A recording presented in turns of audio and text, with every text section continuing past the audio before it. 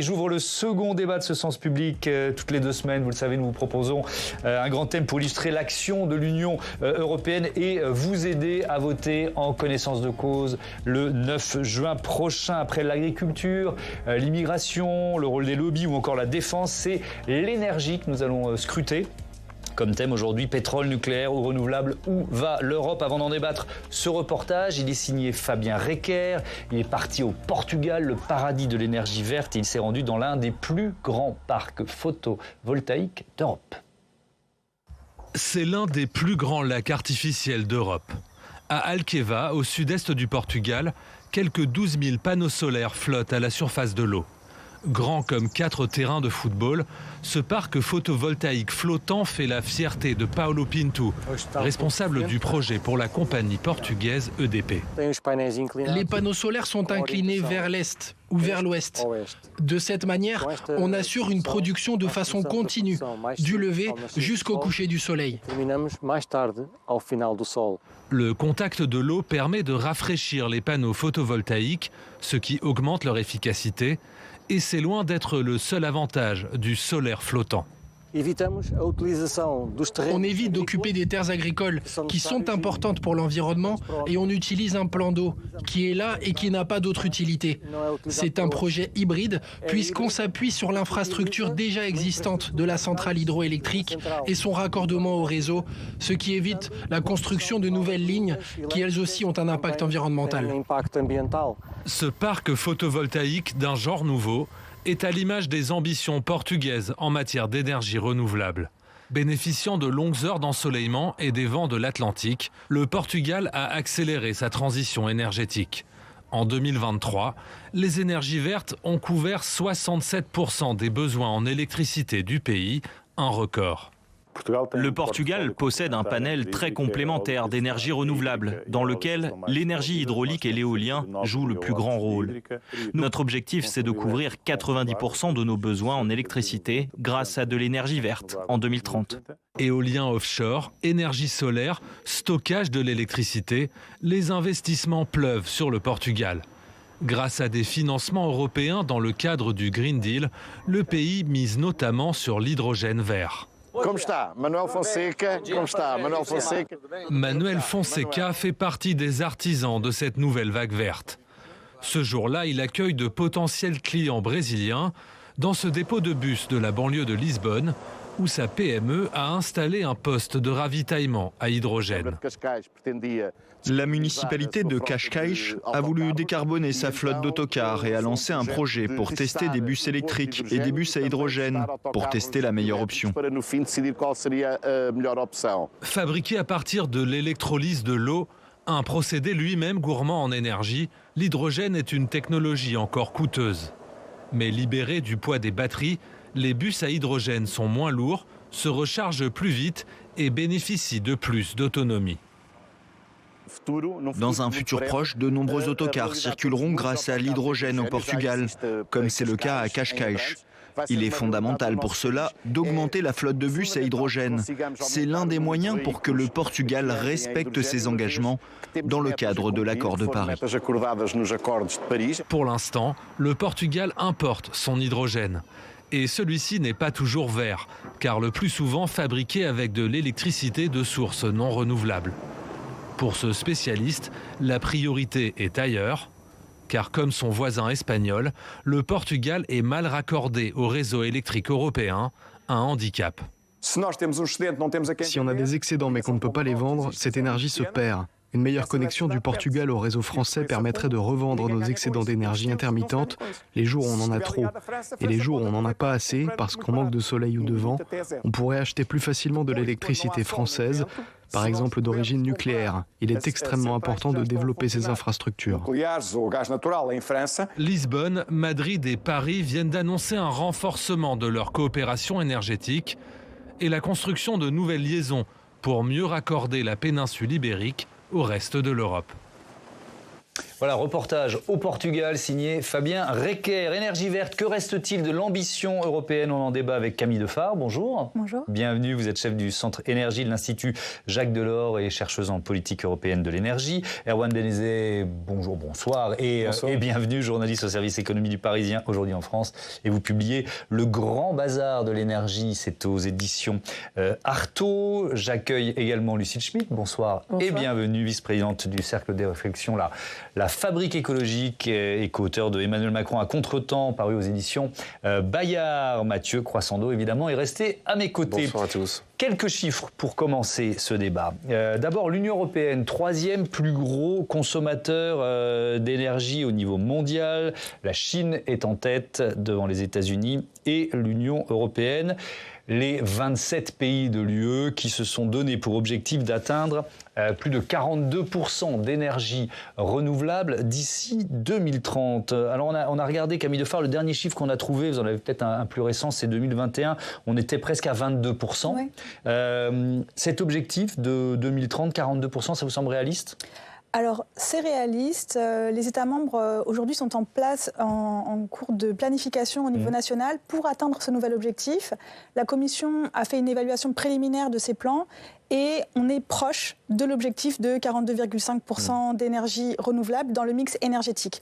Donc il faut encore faire des efforts, mais on est déjà au-dessus des tendances initiales pré-Green Deal. On a pris de l'avance par rapport aux prévisions initiales, c'est ce que vous nous dites? Oui, on a pris de l'avance par rapport aux prévisions qui étaient celles d'avant le Pacte vert européen, donc, qui a été lancé par la présidente von der Leyen en 2019 et qui vise à accélérer notre transition énergétique. Erwan Denezet, est-ce que vous trouvez la stratégie énergétique européenne claire et ambitieuse? C'est un peu l'angle général de notre débat. Est-ce que l'Europe est toujours aussi ambitieuse? Ce qui est sûr, il y a deux choses. Il y a ce qui a été réalisé et l'enjeu. L'enjeu est tellement gigantesque que ça peut être très compliqué. Enfin, c'est quasiment impossible de se satisfaire de ce qui est fait, même quand ce qui est fait est impressionnant. Et c'est sans doute le cas aujourd'hui. Il y a un vrai pas de géant, avec évidemment un accélérateur au moment de la guerre en Ukraine. Il y a une prise de conscience de l'importance de la souveraineté énergétique, et on voit vraiment que les choses bougent. Au regard de l'enjeu, elles ne bougent pas encore assez rapidement, mais il y a vraiment des pas de géant qui sont faits. Et effectivement, on est au cœur, et on va en parler dans ce débat, des questions d'accélération, de rapidité de ce virage, d'acceptabilité par les citoyens français et européens de ce virage. Lucille Schmitt, il faut peut-être rappeler à quel point l'Europe est encore aujourd'hui dépendante des énergies fossiles. Il y a quelques notions et quelques chiffres à donner là aussi. Oui, ce qui est important, me semble-t-il, c'est de dire aussi que la guerre en Ukraine a révélé l'extrême dépendance vis-à-vis des énergies fossiles que l'Europe avait encore, alors même qu'on imaginait, puisqu'on parle en fait de transition énergétique européenne depuis maintenant une trentaine d'années, on imaginait qu'on était dans un mouvement dynamique beaucoup plus fort. Et en fait, ce qui s'est passé lorsque la Russie a envahi l'Ukraine, c'est que la dépendance au gaz, notamment au gaz russe, est apparue très fortement, évidemment, en ce qui concerne l'Allemagne, qui est le principal... Et même, j'allais dire, les conflits d'intérêts qu'il pouvait y avoir avec un ancien Premier ministre, Gerhard Schröder, qui était au fond totalement dans la main de Poutine et de Gazprom, l'entreprise de gaz russe. Donc cette dépendance, à la fois en termes de souveraineté et en termes économiques, elle nous a... moi, je trouve porter un coup, et je rappellerai quand même que ce qui a été important dans les premiers mois qui ont suivi le déclenchement de la guerre, c'était en catastrophe de construire de quoi accueillir du gaz liquéfié qui venait d'autres fournisseurs, notamment d'Algérie, parce qu'il fallait du gaz liquéfié pour se substituer au gaz russe. Donc il y a un vrai sujet là-dessus. Après, la deuxième chose essentielle, par rapport à ce que disait Erwan, c'est qu'il y a un sujet sur le fait que si on transforme notre relation à l'énergie, l'électricité prend de l'importance par rapport aux fossiles. Évidemment, en Europe particulièrement, puisqu'on n'est pas producteur de fossiles, contrairement aux États-Unis. Et à partir du moment où il faut beaucoup plus d'électricité pour faire cette transition, il faut trouver moyen d'activer des sources d'électricité, c'est-à-dire des sources d'énergie qui soient décarbonées, et notamment l'électricité décarbonée. On estime qu'il faudra à peu près 40 à 50% de plus d'électricité au long de la décennie des années 2030, par exemple. Et d'ailleurs, ça pose la question, elle a été évoquée dans le reportage de Fabien Recker, du réseau européen. Est-ce qu'il qu'il est prêt, parce qu'on va vers une électrification massive de nos usages, alors pas seulement pour la voiture, évidemment, pour la mobilité, mais d'une manière générale. Donc, est-ce que le réseau est prêt, Camille Oui, Lepard? alors je pense que c'est vrai que les ordres de grandeur, il faut les rappeler. Pour l'instant, le secteur du bâtiment constitue le premier consommateur de gaz, et c'est pour ça aussi qu'on a importé du gaz naturel liquéfié pendant la crise. Également l'industrie qui consomme encore énormément de gaz, tandis que le pétrole est l'énergie dominante dans la mobilité. Donc que ce soit l'industrie, les bâtiments et les transports vont devoir faire leur transition massive vers de l'électrification et peut-être pas de l'hydrogène vert dans le cas des transports publics portugais. Et là-dessus, c'est vrai que ça pose des questions en termes de transport d'électricité sur des longues distances. On entendait un témoin nous dire le Portugal n'est pas suffisamment bien raccordé au réseau européen. Et la Commission européenne a commencé à se saisir de l'enjeu des réseaux et a annoncé un plan d'action pour les réseaux européens et a lancé le chiffre de près de 600 milliards d'euros d'investissements qui sont nécessaires d'ici à 2030 dans les réseaux. Alors il y a le réseau de transport de longue distance, donc entre le Portugal et la France par exemple, mais il y a aussi, et ça c'est peut-être l'enjeu le plus important, c'est l'enjeu des réseaux locaux de distribution, et c'est là en fait que les enjeux d'investissement sont les plus importants. Et ça repose la question, on a terminé notre débat précédent, Mathieu, sur la question d'un emprunt européen pour financer cette transition environnementale. On est en plein là-dedans, Lucie Schmitt. Oui, ce qui est intéressant. Est-ce qu'on peut garder cette ambition sans lancer un emprunt européen, sans mutualiser finalement les investissements? En tout cas, ce qui est clair, c'est que le pacte vert n'a pas été suffisamment adossé à une évaluation financière. C'est-à-dire, c'est d'ailleurs ce que dit l'économiste Jean Pisani-Ferry qui dit, au fond, il aurait fallu peut-être, je sais pas, 1000 milliards d'euros ou quelque chose de cet ordre-là. Alors, il faut peut-être un grand emprunt. Il faut aussi imaginer comment est-ce qu'on mobilise à la fois des fonds publics et des fonds privés. C'est-à-dire que avec des masses pareilles, on sait très bien que, surtout que l'Union européenne est une association d'États et que chaque État doit faire les choses aussi, comme vous le disiez, au niveau local et au niveau national. On sait très bien que ce qu'on appelle l'échelle européenne, c'est à la fois l'échelle locale, l'échelle nationale et la stratégie européenne. Il faut associer beaucoup plus qu'on a l'habitude de le faire, ce qui relève des États, ce qui relève des institutions européennes, ce qui relève des pouvoirs locaux, des collectivités et ce qui relève du public et du privé. Donc c'est un jeu d'acteurs. Des investisseurs privés aussi, voilà, comment attirer les investissements privés vers la transition. Et par ailleurs, comme on considère tous quand même que l'énergie est un bien commun, il faut faire en sorte que ça donne lieu à des bénéfices pour certaines entreprises privées, mais que ce soit des bénéfices raisonnables et qui puissent être régulés à moyen terme. Alors justement, ça pose la question du prix de l'électricité aussi. Erwan Benezet, on l'a vu flamber dans la foulée de la guerre en Ukraine. On en est où aujourd'hui d'ailleurs? Août 2022, il dépassait les 1000 euros le mégawattheure, alors qu'aujourd'hui on est autour de 100-150 euros. Donc effectivement, les prix ont à un moment complètement perdu la tête. L'histoire de l'emprunt, je reviens juste 2 secondes, parce que c'est très important, ça ne constituera pas une première. Vous l'avez dit, pendant la période Covid, on a réussi à mobiliser 800 milliards d'euros dans un emprunt pour faire face à la pandémie. Donc ça a été fait déjà. On peut le faire aujourd'hui sur l'énergie, quand on l'a fait pour accompagner les entreprises. Et après, ce qui est important, c'est que c'est un emprunt européen, mais qui irrigue dans chacun des pays. Le plan France Relance ou le plan France 2030, 154 milliards d'euros pour les deux en France. Il provient en partie, je pense à un tiers, mais à vérifier, de ce grand emprunt européen. On peut faire reproduire ce modèle pour l'énergie. Avec, donc, je reste sur cette question des prix, Camille Defard. C'est-à-dire que l'un des enjeux de cette électrification massive, c'est quand même de maîtriser, de ne pas être trop sujet à ces flambées des prix de l'électricité. On en est où au niveau européen? Il y a eu un accord important? Il y a une réforme du marché de l'électricité qui est passée et qui vise à assurer la stabilité des prix. Elle ne remet pas en cause totalement le marché européen, mais introduit des mécanismes qui permettraient de limiter la casse. En tout cas, ce qui est sûr, c'est que le fait d'atténuer ces effets de prix sont liés à l'accélération de la transition énergétique, parce que ce qu'on a vu pendant la crise, très clairement, c'est que les énergies renouvelables ont permis d'atténuer la forte flambée des prix. Et là-dessus, c'est important de continuer à mettre l'accent sur les renouvelables, mais aussi de faire baisser la demande, à la fois de façon structurelle avec de la rénovation énergétique, mais aussi d'inciter les consommateurs à utiliser l'énergie lorsqu'elle est la plus abondante. Sans rentrer trop dans la technique, cette réforme du marché de l'électricité, il avait 2 leviers. deux objectifs. La première, c'était de décorréler un tout petit peu les prix du gaz sur ceux de l'électricité, puisque aujourd'hui, on fonctionne encore sur la dernière. Le prix se forme sur la dernière centrale qui a été mise en route en Europe pour répondre à la demande. Cette centrale, elle est souvent une centrale au gaz, et donc le prix du gaz influait sur le prix de l'électricité. Donc on a essayé de décorréler un petit peu. On n'est pas allé jusqu'au bout. La deuxième chose, c'est de mettre en place des investissements avec un contrôle de prix, des investissements à très long terme, ce qui permet de lisser les investissements et donc leur effet sur les prix. Vous vouliez intervenir rapidement parce qu'il y a encore plein de thèmes. Non, je voulais dire qu'on parle de l'Europe, mais qu'on devrait quand même dire aussi que les pays européens ont eu des stratégies ultra différenciées en matière énergétique qui sont marquées par leur histoire, que l'Allemagne, par exemple, est le premier producteur mondial de lignite, qui est un charbon particulièrement polluant, que la Pologne dépend énormément du charbon, que la France dépend énormément du nucléaire en ce qui concerne son électricité. Et puis on a vu le Portugal qui est champion du renouvelable. Il faut quand même dire une chose, c'est qu'on parle de stratégie européenne, mais c'est une compétence partagée entre États et institutions européennes, et de ce fait, organiser un cap commun est malgré tout difficile, sauf peut-être sur le renouvelable, mais il y en a qui dépendent du charbon et d'autres du nucléaire. Alors, vous avez évoqué le nucléaire justement. Est-ce que l'Europe est en train de se convertir ou reconvertir, je ne sais pas, au nucléaire? Démonstration, ce sommet organisé par l'Agence internationale de l'énergie atomique en Belgique, et on écoute Emmanuel Macron qui remercie le Premier ministre belge et rappelle, alors en tout cas ce sont ces termes, changement de doctrine au niveau européen sur le nucléaire. Le sommet est très important. Je remercie le Premier ministre de l'avoir organisé avec l'Agence internationale de l'énergie atomique.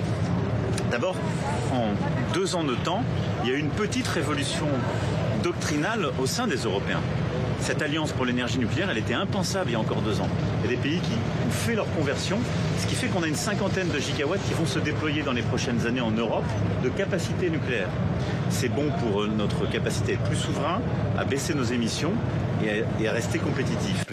Bon, c'est un thème que vous connaissez bien, Erwan Benezet. Vous avez publié un livre, je crois que le titre c'était Une catastrophe française, c'est ça, chez Fayard. Est-ce que la France, et peut-être l'Europe, on a les moyens de cette nouvelle ambition nucléaire? Oula. On a combien de temps là pour... Est-ce qu'il y a les moyens... Il y avait combien de pages le livre? 300 à peu près. Bon, d'accord, débrouillez-vous en 1 minute 30. Juste pour la France. Sérieusement. Mais plus sérieusement, c'est effectivement une technologie qui mobilise des capitaux considérables sur un temps extrêmement long. Et ensuite, c'est une technologie fragile, pas seulement sur la technologie, mais effectivement sur l'opinion publique et politique. C'est-à-dire qu'on a eu un hiver nucléaire après Fukushima qui a duré une dizaine d'années. Aujourd'hui, on est dans un retour, Emmanuel Macron parle, je ne sais plus l'expression, mais il utilise le mot de doctrine. Et ça peut durer le temps que ça durera, c'est-à-dire au moindre incident un peu sérieux. Doctrinale, voilà, exactement. Une révolution doctrinale. Ce qui entend quand même qu'on va dans un sens sans trop se poser de questions, y compris par rapport à la population. Mais il suffit demain qu'il y ait un vrai problème un peu sérieux dans une centrale, par exemple, et l'opinion publique et politique pourrait à nouveau se renverser. Cette fragilité pose question pour une technologie qui doit se projeter sur des décennies et qui mobilise des dizaines, voire des centaines de milliards d'euros. Est-ce qu'il n'y a pas un problème d'acceptation, d'une certaine façon, de toutes les sources d'énergie? Parce que quand c'est des produits fossiles, on dit ça pollue. Quand c'est le nucléaire, on dit c'est dangereux. Et quand c'est nos amis les éoliennes, on dit c'est plus possible, on a franchi un seuil, là ça suffit pour les paysages, pour le confort. Donc il y a un moment, parfois pour les parcs photovoltaïques. On n'a que des mauvais choix, si j'ose dire. Vous avez raison, Mathieu, d'une part, effectivement, aucune source énergétique n'est une panacée. Aucune. Tout pose forcément un problème ou un impact ou un risque. Et ensuite, c'est un choix scientifique et effectivement politique en concertation, si possible, avec la population. On peut rajouter à la liste la réouverture de mines éventuelles sur le sol français. Et majeur pour la production de batteries. Pour éclaircir ma lanterne, en rapport coût, puissance, rapidité, est-ce que c'est le nucléaire qui est toujours... C'est comme ça que le présentent les défenseurs nucléaires en disant c'est la solution la moins polluante d'un point de vue carboné et la plus puissante. Est-ce que c'est encore le cas aujourd'hui? Alors, en termes de puissance, par exemple, mais ça n'est qu'un facteur parmi plein d'autres. Aujourd'hui, effectivement, elle joue joue le rôle d'énergie de base. Si demain on arrive à industrialiser du stockage, l'intermittence du renouvelable trouvera une réponse, on trouvera une solution avec le stockage et permettra elle aussi d'être une énergie de base. Et ensuite, il faut établir le calcul entre le coût, entre le risque, entre l'acceptabilité, comme vous l'avez dit. Donc ce sont de nombreux facteurs et c'est pour ça qu'être à la place des politiques, c'est compliqué. Je n'aimerais pas faire ces choix-là parce que ce sont des choix, encore une fois, qui mobilisent des dizaines, voire des centaines de milliards d'euros sur un temps extrêmement long. Alors justement, bon, Lucile, allez-y. Non, mais ce que je voulais dire par rapport à la question de Mathieu... On va avoir le temps de faire tous les thèmes, c'est pas grave. C'est pas grave, mais en fait, ce qui est important, c'est qu'on n'est pas... C'est pas comme si les politiques, en fait, s'appuyaient sur des données scientifiques. C'est-à-dire qu'on voit bien qu'il y a quand même une culture du nucléaire en France qui est bien installée. Est-elle pour autant critiquable? Je n'en sais rien, mais en tout cas, elle est bien installée et il y a un discours qui est systématiquement biaisé. Emmanuel Macron, au moment de sa campagne, le discours de Belfort de 2022 est un discours très pro-nucléaire et la France, maintenant, fait en sorte que son discours pro-nucléaire participe au rayonnement de la France. Je pense que c'est un point important. Après, il faut quand même constater, tous les scénarios le disent, que si on veut passer à plus d'électrification, on a besoin à la fois du nucléaire et des renouvelables. C'est ça qu'il faut se dire. C'est-à-dire que ce qui est présenté comme des choix idéologiques, on n'a pas vraiment le choix idéologique, en tout cas jusqu'en 2050, puisqu'en 2050, l'idée, c'est la neutralité carbone. On a donc besoin du nucléaire, du renouvelable et surtout, je tiens à le dire, de la sobriété. C'est-à-dire que le sujet, c'est qu'il faut apprendre, bien sûr, à économiser l'énergie. Et ça, c'est un point essentiel, c'est la rénovation thermique. C'est toute l'utilisation d'une aussi beaucoup plus efficace, raisonnable, mais de façon à ne pas créer les inégalités sociales. Vous avez raison de le rappeler, moins on en consomme, moins on en produire. C'est une la palissade, mais il faut le rappeler. Allez, on va ouvrir un chapitre un peu plus politique peut-être maintenant, Mathieu, parce que cette transition énergétique, elle ne fait pas que des heureux et elle menace aussi les scores des listes écologistes aux européennes. Oui, c'est un sacré paradoxe quand même, parce que alors que les esprits, les opinions n'ont jamais été autant conscientisés, sensibilisés à l'impact du réchauffement climatique, aux nécessités de la transition énergétique, à la défense de l'environnement en général. Si on prend à l'échelle du siècle dernier, c'est ce moment où tout le monde est le plus enclin à tout ça. Les écologistes ont le moral en berne un peu partout en Europe. Pourquoi ? Parce qu'à l'approche du scrutin européen, les sondages sont très mauvais, à l'image de l'enquête Ipsos réalisée il y a 15 jours pour Euronews, et qui donnait 55 sièges en tout aux écolos. En tout, quand je dis c'est tous les pays confondus, c'est 17 de moins qu'en 2019, et c'est la plus forte chute enregistrée. Alors certes, il reste 2 mois de campagne. Certes aussi, en France, la liste de Yannick Jadot avait enregistré un score de 13,5% en 2019, mais après des sondages qui lui étaient très très défavorables avant. Mais ce temps-là semble quand même aujourd'hui assez lointain. La liste conduite par Marie Toussaint, elle navigue entre 6,5% et 8%, très loin derrière celle du socialiste, enfin celle menée pour les socialistes par Raphaël Glucksmann. Comment vous l'expliquez ? Il y a quelque chose qui tient au contexte politique d'abord, sur l'ensemble du vieux continent, où souffle un vent de populisme, d'extrême droite, qui a remis sur le devant de la scène l'immigration, une demande de souveraineté, de protectionnisme. Tout ça, c'est pas très compatible avec l'ADN fédéraliste des écolos. Il y a aussi un effet conjoncturel qui tient à la transition énergétique elle-même.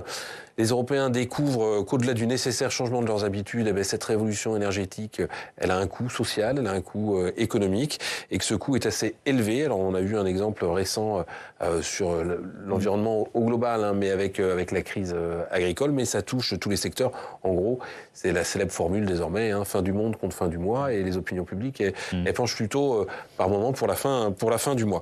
Et puis enfin, quelque chose qui tient aux écologistes eux-mêmes, ou en tout cas à l'écologie politique. Ils n'ont pas su tirer les marques.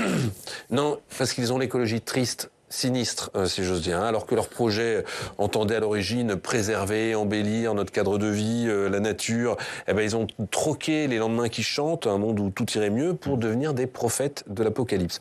Alors vous me direz, c'était inévitable, ils ont quand même été les seuls à tirer la sonnette d'alarme pendant des années. Mais quand même, cette empreinte catastrophique les a plombés plus lourdement qu'un bilan carbone, si j'ose dire.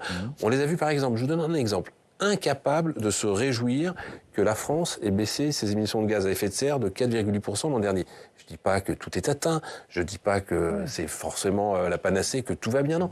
Mais juste incapable de dire enfin une nouvelle qui montre qu'on est dans les clous. C'était plus conjoncturel que structurel pour eux. Ils ont plutôt fait la gueule. Et sur ce qu'ils proposent, des solutions ? les solutions qui prônent paraissent souvent punitives pour les opinions publiques. C'est toujours l'idée que ça sera moins. Je trouve qu'il continue aussi de pécher par dogmatisme sur le nucléaire notamment.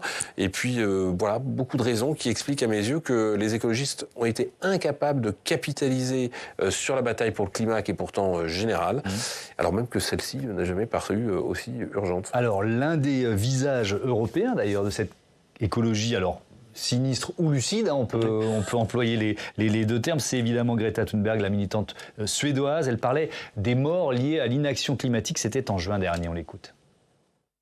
Il nous sera impossible de respecter la limite de 1,5 degré sans une élimination rapide et équitable des énergies fossiles. Et que nous choisissions de le faire ou non, si nous ne le faisons pas, ce sera une condamnation à mort pour d'innombrables personnes. Et c'est déjà une condamnation à mort pour d'innombrables personnes qui vivent aujourd'hui en première ligne de la crise climatique. Lucille Schmitt, je commence avec vous sur ce chapitre, le fossé qui est sans doute pas d'ailleurs seulement générationnel. Est-ce qu'il est en train pour vous de se creuser entre justement les écologistes qui tirent la sonnette d'alarme depuis plusieurs années, voire plusieurs décennies, et puis une autre partie de l'opinion européenne et française tentée par l'immobilisme, qui disent non, on garde notre mode de vie. Je pense qu'il y a une difficulté, si vous voulez, entre la culture de l'interpellation portée par les écologistes par rapport à ce que dit Mathieu. Je pense qu'on peut reprocher, on ne doit pas oublier au fond ce que les écologistes ont apporté, qui est quand même, ils ont eu raison avant les autres. Oui. Et ils ne capitalisent pas sur le fait d'avoir eu raison avant les autres, sans doute parce que d'abord, ils ont quand même une difficulté par rapport à l'incarnation. Raphaël Glucksmann, il va réaliser un score en fait en aspirant sans doute une partie de l'électorat qui aurait voté vert parce qu'il y a un sujet d'incarnation.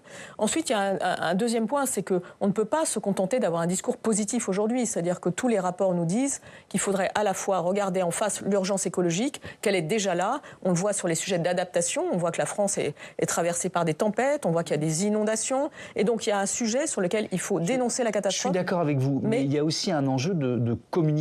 Enfin, oui, on revient à l'acceptation. Entraîner les gens. La rendre désirable, la transition. Quand je dis incarnation, je dis aussi au fond communication.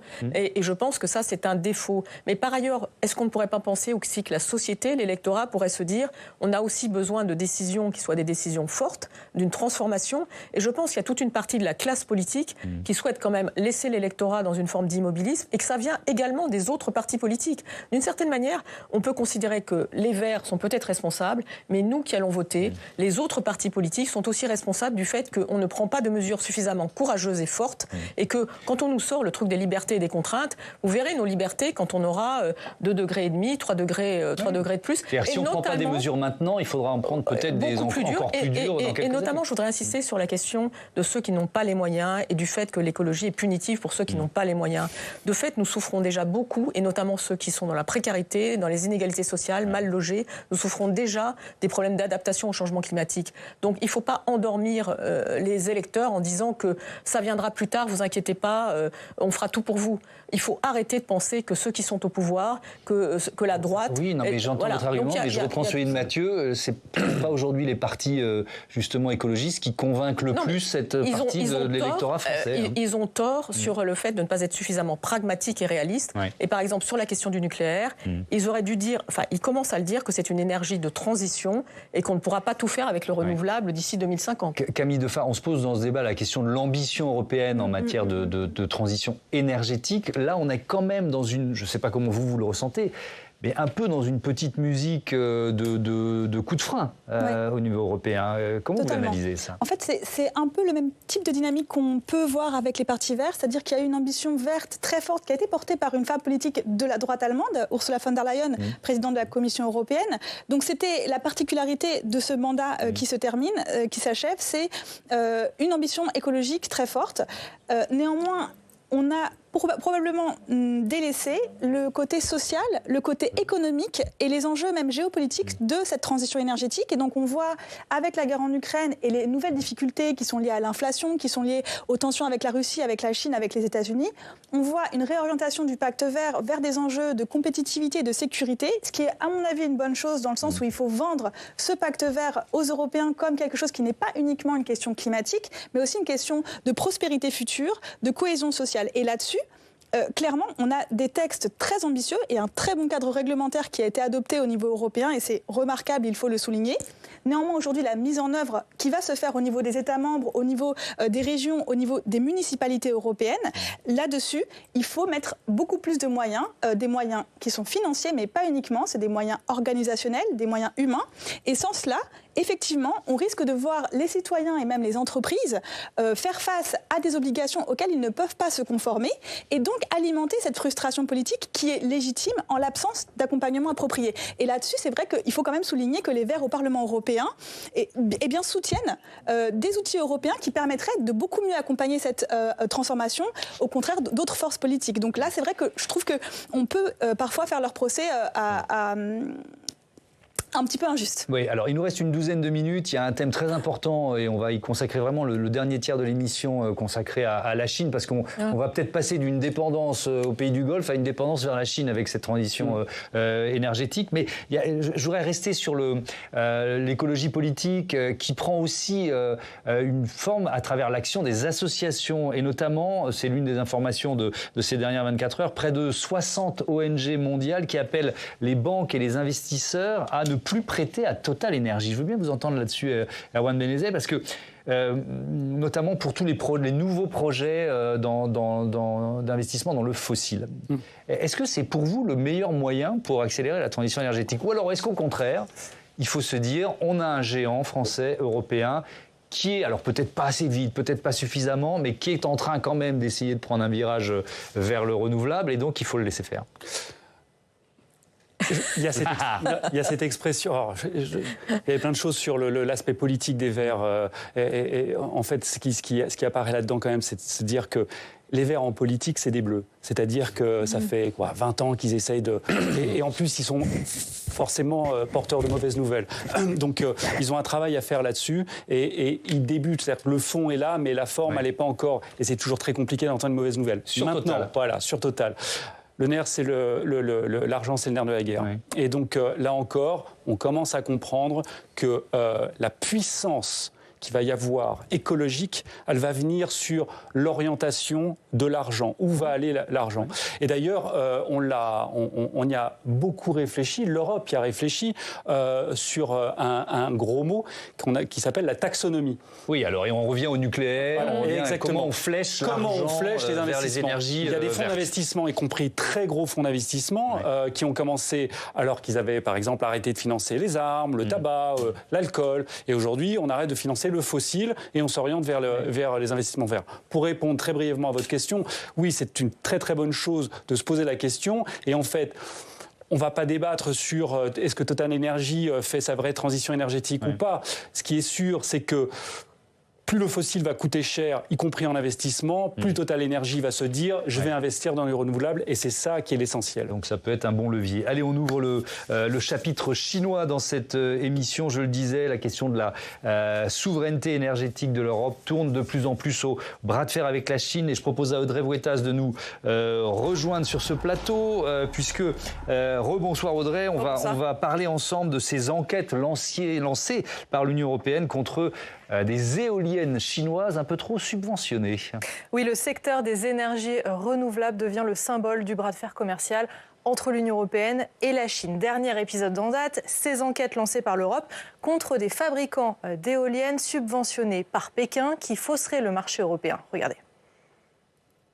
Nous étudions les conditions de développement de parcs éoliens en Espagne, en Grèce, en France, en Roumanie et en Bulgarie. Nous ne pouvons pas nous permettre de voir ce qui s'est passé avec les panneaux solaires se reproduire avec les véhicules électriques, l'énergie éolienne ou les puces essentielles. D'après certains observateurs, ces éoliennes chinoises seraient vendues à des prix jusqu'à 50% inférieurs à ceux pratiqués par les constructeurs européens. Et cela s'expliquerait par des subventions massives de l'État chinois avant que les matériaux n'arrivent en Europe, ne passent nos frontières, des subventions masquées, ce qui est illégal. Ce que craignent en fait les politiques européens, c'est que la Chine en inonde le marché européen justement, comme elle l'a déjà fait avec les panneaux solaires. Résultat, seuls 3% des panneaux solaires européens sont fabriqués en Europe. Et c'est très symbolique. Pourquoi ? Oui, car vous le savez, on l'a redit, en 2019, l'Union européenne a enclenché la marche rapide pour faire sa transition écologique avec le fameux pacte vert.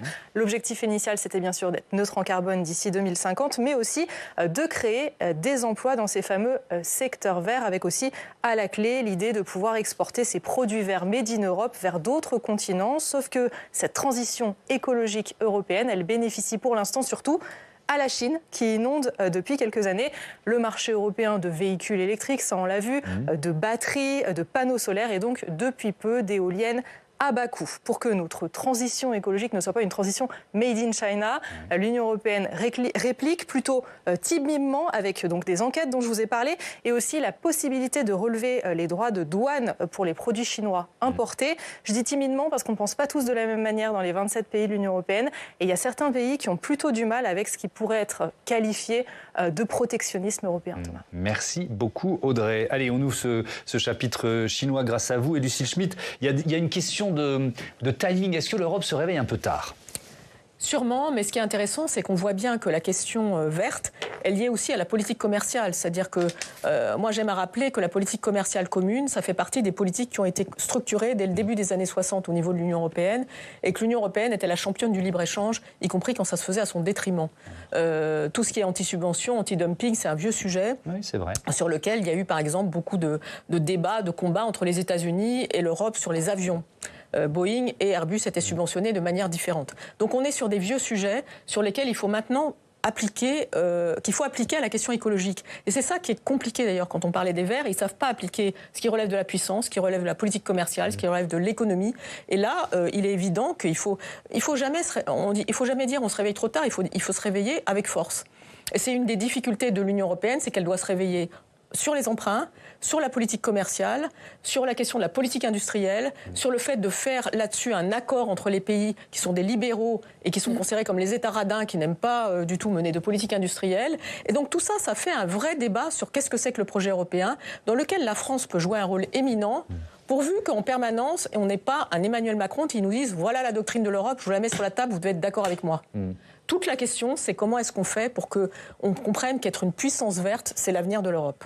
Est-ce qu'on est en train de troquer une dépendance énergétique pour une autre, Erwan Banese ? Alors oui, vous parliez tout à l'heure de la dépendance aux pays de l'OPEP, par exemple, pour le fossile, qui irait vers une dépendance de la Chine pour les batteries. 95% de ce qui constitue un panneau solaire, aujourd'hui, tous ces composants proviennent de Chine.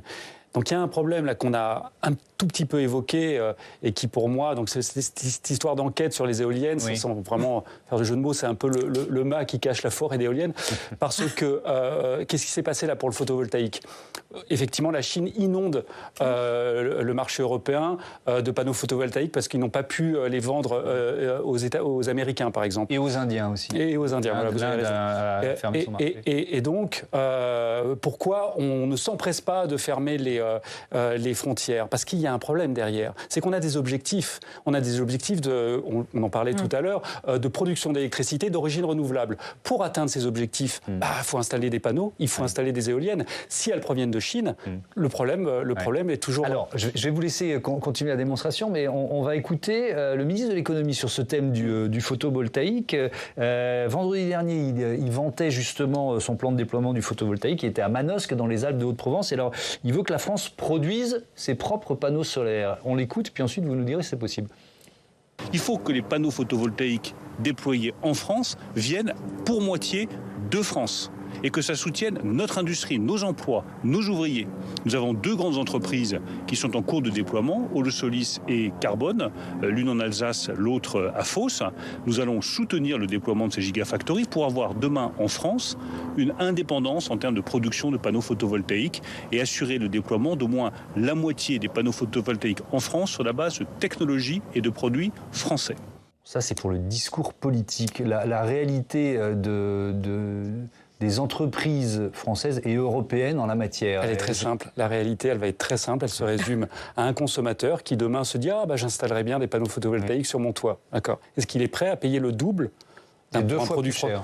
Non, là, j'ai pas le... Bon. Mais parce qu'on ne les produit pas encore, donc je ne peux même pas vous dire le prix des panneaux français. Mais il sera le double, le triple au départ. Après, on peut éventuellement... Et puis, on peut dans ce cas-là mettre des subventions. Mais aujourd'hui, encore aujourd'hui, là, l'État a annoncé 10 milliards d'euros d'économies supplémentaires qui se rajoutent aux 10 milliards d'euros décidés en février. Hein, donc, on ne va pas... C'était le thème de notre premier débat, effectivement. On ne va pas subventionner, dans ces cas-là, les usines. On a voulu le faire pour les pompes à chaleur l'année dernière. C'est un échec pour l'instant. Et donc, le photovoltaïque, oui, il y a peut-être un discours politique. Y aura-t-il une volonté politique? Y aura-t-il le financement derrière? C'est pas sûr. Camille Defar, c'est pas une colle, mais il y a plutôt des entreprises européennes qui sont en matière de photovoltaïque qui sont en train de fermer. C'est un peu ça le constat de ces derniers mois. Oui, mais elles sont quand même, pour la plupart d'entre elles, parties ces 10 dernières années.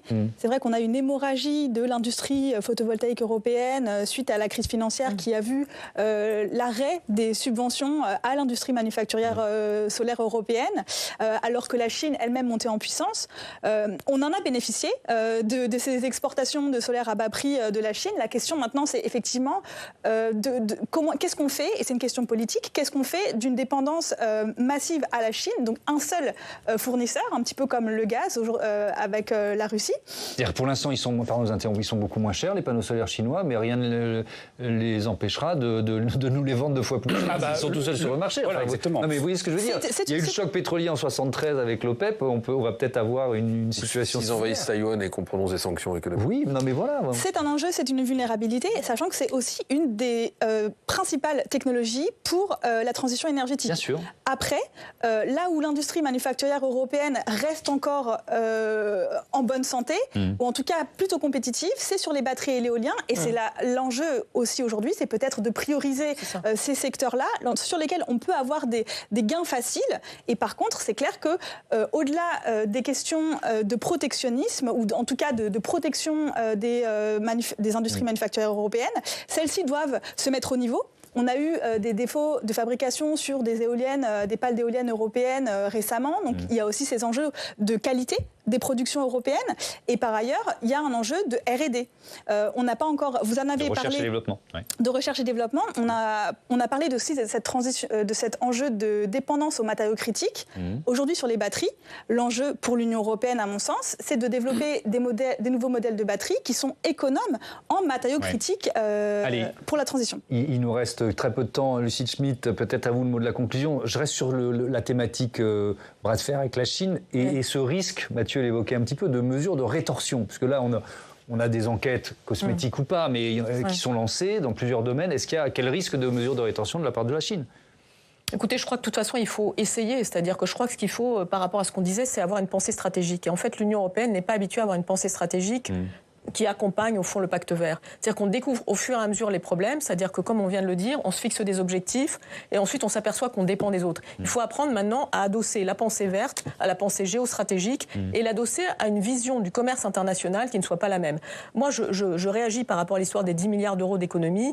Je pense que les agences de notation, si on affiche une stratégie verte, y compris en faisant des investissements, je ne suis pas sûre qu'elles vont dégrader notre note, parce que le sujet, c'est d'organiser l'avenir. Et donc, cette façon, par exemple, on a supprimé des financements écologiques au motif qu'il fallait faire des économies de bout. Enfin, il ne faut pas que je dise de bout de chandelle parce que c'est 10 milliards d'euros. Mais en tout cas, des économies de très court terme. Je pense que c'est quelque chose qui peut nous coûter aussi en termes de réputation financière. Merci beaucoup. Merci à tous et à toutes d'avoir participé à ce débat. J'ai rappelé les titres de vos livres, Lucille Schmitt, Emmanuel Macron à Contretemps, qui est donc paru aux éditions Bayard, coécrit avec Olivier Mongin, et Erwan Benezet, Le Grand Bazar de l'énergie, lui publié aux éditions Artaud. Et demain, d'ailleurs, il sera aussi question de virage écologique sur notre antenne, puisque Marine Tondelier, la secrétaire nationale d'Europe Écologie Les Verts, sera l'invitée d'Oriane Mancini dans la matinale. Il sera 8h pour ce rendez-vous politique. Belle soirée.